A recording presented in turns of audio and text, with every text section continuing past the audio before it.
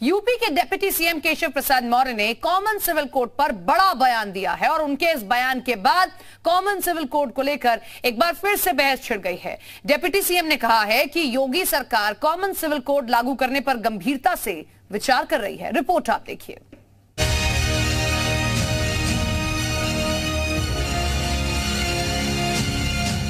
लोकसभा चुनाव से पहले देश में एक बार फिर कॉमन सिविल कोड को लेकर नई बहस शुरू हो गई है।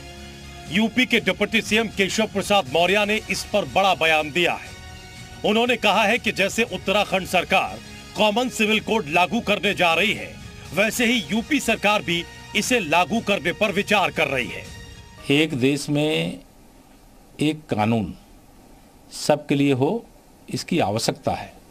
किसी के लिए कुछ हो, किसी के लिए कुछ हो, इससे बाहर निकल करके मैं समझता हूँ सोचने की आवश्यकता नहीं है। और उत्तर प्रदेश सरकार भी इस दिशा में गंभीरता से विचार कर रही है और जिस प्रकार से उत्तराखंड सरकार ने अपने कदम बढ़ाए, उसी प्रकार से उत्तर प्रदेश सहित, जैसा माननीय गृह मंत्री जी ने कहा है, देश के अन्य राज्यों में भी जहाँ भाजपा की सरकार है वहाँ भी, और जहाँ गैर भाजपा सरकारें हैं, अगर सबका साथ सबका विकास, सबके लिए एक जैसा कॉमन सिविल कोड, ये तो एक ऐसी चीज है जिसका सबको मांग करनी चाहिए, सबको स्वागत करना चाहिए। कॉमन सिविल कोड लागू करने की खबरों के बीच समाजवादी पार्टी ने कुछ अलग अंदाज में इसका विरोध किया है।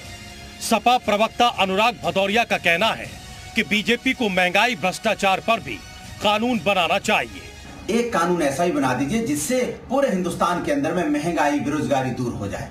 पूरे हिंदुस्तान के अंदर में ये जाति धर्म के झगड़े खत्म हो जाएं। पूरे हिंदुस्तान के अंदर में सिर्फ विकास की राजनीति हो। ऐसा भी तो कोई कानून ना है प्रभु। डिप्टी सीएम केशव मौर्य ने यूपी में भी कॉमन सिविल कोड लागू किए जाने के संकेत दिए हैं। ऐसे में सवाल यह है कि क्या उत्तराखंड की तरह यूपी में भी कॉमन सिविल कोड लागू करने की तैयारी हो रही है। ब्यूरो रिपोर्ट, जी मीडिया।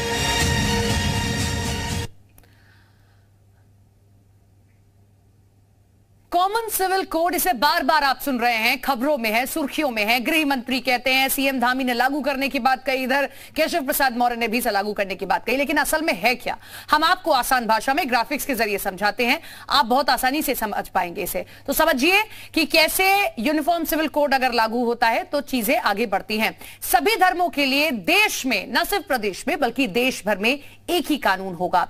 इसके आगे यूनिफॉर्म सिविल कोड यानी कि समान नागरिक संहिता।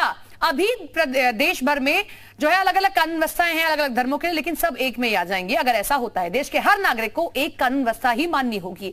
धर्म मजहब का कोई फर्क नहीं रह जाएगा। कई ऐसे कानून हैं जो इस्लाम में अलग हैं, सनातन धर्म में अलग हैं, लेकिन वो सब एक ही हो जाएंगे। जमीयत जायदाद के मामले में भी एक ही कानून होने वाला है अगर यह लागू हो जाता है। इसी के साथ में आगे हम आपको बताते हैं कि कैसे चीजें बदल जाएंगी। यह है क्या यूनिफॉर्म सिविल कोड, वो आपको बता रहे हैं कि जो चीजें अलग अलग धर्मों के दायरे में आती है वो कैसे बदल जाएंगी। एक से ज्यादा शादी पर रोक हो जाएगी अगर यूनिफॉर्म सिविल कोड जो है लागू हो जाता है। तो ये वो तमाम चीजें हैं जो बदल जाएंगी अगर वो लागू हो जाता है तो। इसी के साथ में पिता की संपत्ति में लड़की को बराबरी का हक मिलेगा। अभी जो है चीजें बदली हुई हैं, लेकिन ऐसी चीजें आपके सामने आएंगी। 4 शादियों वाली प्रथा पर रोक हो जाएगी।